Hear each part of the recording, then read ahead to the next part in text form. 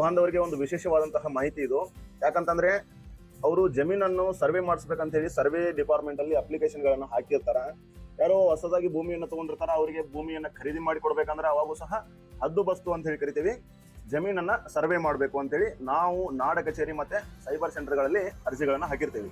Okay, ಈಗ ನಾವು ಅರ್ಜಿ ಹಾಕಿದಾಗ ಅರ್ಜಿಯ ಸ್ಥಿತಿ ಏನಾಗಿದೆ, ನಮ್ಗೆ ಯಾರು ಸರ್ವೆ ಮಾಡೋದಕ್ಕೆ ಬರ್ತಾರ, ಆಮೇಲೆ ಆ ಅಧಿಕಾರಿ ಹೆಸರು ಏನು, ಅಧಿಕಾರಿ ಮೊಬೈಲ್ ನಂಬರ್ ಏನು ಅಂತ ಹೇಳಿ ಈಸಿಯಾಗಿ ಆನ್ಲೈನ್ ಮುಖಾಂತರ ತಿಳ್ಕೊಬಹುದು.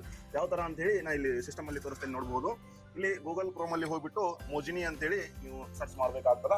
ಇಲ್ಲಿ ನೋಡಬಹುದು ಕರ್ನಾಟಕ ಸರ್ಕಾರ ಅಂತಿದೆಯಲ್ಲ, ಇಲ್ಲಿ ಬಂದ್ಬಿಟ್ಟು ಅರ್ಜಿ ಸ್ಥಿತಿ ಅಂತಿದೆ ನೋಡಿ. ಓಕೆ, ಅರ್ಜಿ ಸ್ಥಿತಿಯನ್ನ ಕ್ಲಿಕ್ ಮಾಡಿದಾಗ ಅಪ್ಲಿಕೇಶನ್ ನಂಬರ್ ಮುಖಾಂತರ, ಅಂದ್ರೆ ನೀವು ಅರ್ಜಿ ಹಾಕ್ಬೇಕಾದಾಗ ನೀವು ಒಂದು ಅಪ್ಲಿಕೇಶನ್ ನಂಬರ್ ಕೊಟ್ಟಿರ್ತಾರ, ಅದ್ರ ಮುಖಾಂತರ ಸಹ ನೀವು ನಿಮ್ಮ ಅಪ್ಲಿಕೇಶನ್ ಸ್ಟೇಟಸ್ ಅನ್ನ ತಿಳ್ಕೊಳ್ಬಹುದು.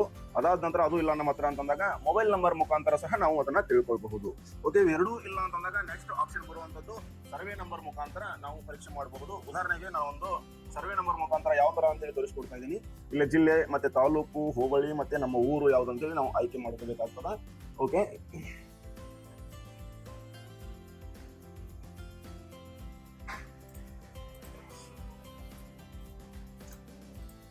ನೋಡಿ ಇಲ್ಲಿ ನಾನು ನಿಮ್ಗೆ ಒಂದು ಉದಾಹರಣೆ ತೋರಿಸ್ತಾ ಇದ್ದೀನಿ. ಗೆಟ್ ಸ್ಟೇಟಸ್ ಅಂತ ಕೊಡ್ತಾ ಇದ್ದೀನಿ. ಓಕೆ, ಇವೆರಡು ಅಪ್ಲಿಕೇಶನ್ ನಂಬರ್ಗಳು ಸಹ ಇಲ್ಲಿ ತೋರಿಸ್ತಾ ಇದೆ, ನೋಡಬಹುದು.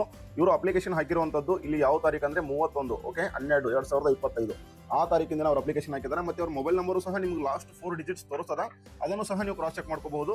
ಅದಾದ್ಮೇಲೆ ಇಲ್ಲಿ ಟ್ರ್ಯಾಕ್ ಸ್ಟೇಟಸ್ ಅಂತ ಕೊಟ್ಟಾಗ ಇಲ್ಲಿ ನೋಡಬಹುದು ಅಪ್ಲಿಕೇಶನ್ ಹಾಕಿರುವಂತದ್ದು ಈಗಾಗಲೇ ಹೇಳಿದ್ದೀನಿ 31/12/2025. ಇದು ಅಪ್ಲಿಕೇಶನ್ ಸಬ್ಮಿಟ್ ಆಗಿರೋದು ಅದೇ ಮಾರನೇ ದಿನ.